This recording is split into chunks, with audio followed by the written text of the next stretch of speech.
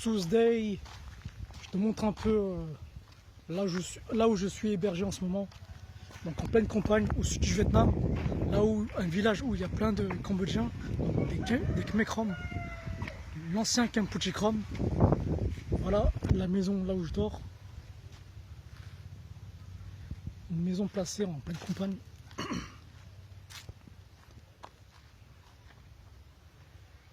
Voilà, c'est vraiment la campagne ici. Les gens, ils vivent à l'ancienne. Ils mangent leur propre poulet, donc des poulets qu'ils élèvent eux-mêmes. Donc c'est 100% bio, 100% naturel. Les fruits, c'est pareil, c'est des fruits qui cueillent eux-mêmes. Ici, il y a même des bananiers. Donc on mange des bananes 100% bio. Les poissons, c'est pareil, c'est des poissons qui pêchent eux-mêmes. Donc je te montre un peu le paysage. Donc voilà, c'est vraiment la campagne, vraiment une zone sauvage. La ville la plus proche est à 10 km, petite ville. Donc voilà, donc là on est à peu près à 20 km de la mer de Chine. Donc la mer de Chine, en passant par la mer de Chine, on peut aller directement au Cambodge, en Chine, en Indonésie et en Malaisie. Et sûrement d'autres pays dont j'ignore.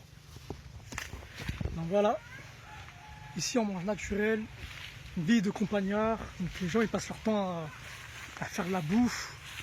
Ils aiment aussi faire la fête, donc comme les Cambodgiens du Cambodge. Ils aiment chanter, danser. Ils font même des bonnes khmers, donc des soirées fêtes cambodgiennes. Donc voilà, vie de campagnard, tranquille. Tous les jours il fait chaud.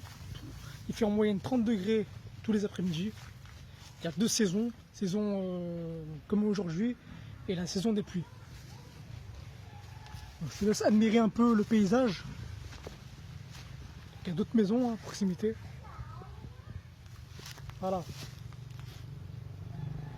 Donc ce village est principalement habité par beaucoup de Cambodgiens, donc des Khmer Krom, qui est maintenant un territoire vietnamien qui a été en quelque sorte donné par les Français. Donc les Français, ils ont longtemps vécu ici. Il y a eu une colonisation qui a duré plus de 100 ans presque. Mais ça, je te laisse, j'en parlerai plus tard. Donc voilà. Donc si tu es un jeune Cambodgien comme moi, t'hésites à aller voir ta famille à la campagne parce que tu ne parles pas la langue. Il y a une grosse barrière de la langue. C'est ce qui empêche beaucoup de jeunes Cambodgiens à aller au pays, à aller voir leur famille au pays. Sache que moi, je ne maîtrise pas la langue à 100%, je la maîtrise seulement à 30% et je comprends à 80-70%. Et donc ici, je ne parle ni l'anglais, donc l'anglais c'est pareil, 30%, et ni le vietnamien. Donc je te laisse imaginer la difficulté, mais quand tu as la volonté, quand tu as l'envie, tu as juste à y aller et à t'adapter, à te préparer un minimum. Donc comment je fais pour m'en sortir? Je m'adapte, je parle avec le langage du corps et j'essaye d'exploiter ma mémoire parce que j'ai la possibilité de parler le cambodgien, mais il y a une sorte de blocage, il y a une perte de mémoire. Ça c'est dû à l'occidentalisation, c'est à force d'avoir grandi avec des Européens, j'ai fait une croix sur mes origines afin de m'adapter à la société occidentale. Donc là j'essaie de retrouver ma mémoire en quelque sorte. Et voilà. Donc tout est possible, tout est question d'adaptation. L'homme est capable de s'adapter dans tous les milieux. Donc t'as pas à t'inquiéter.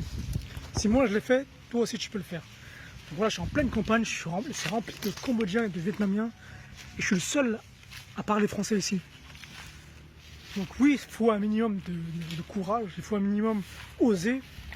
Ça, après voilà, ça se travaille, mais tout ça pour te montrer que c'est possible. J'espère que mes vidéos et mes photos inspireront des gens, surtout des jeunes Cambodgiens. Je souhaite motiver des jeunes Cambodgiens à aller voir leur famille, à aller sur leur terre d'origine, parce que c'est un peu là-bas chez nous en fait. Donc voilà, je te souhaite une bonne journée et je te laisse admirer un peu le paysage juste derrière moi. Donc tu vois le ciel est tout bleu,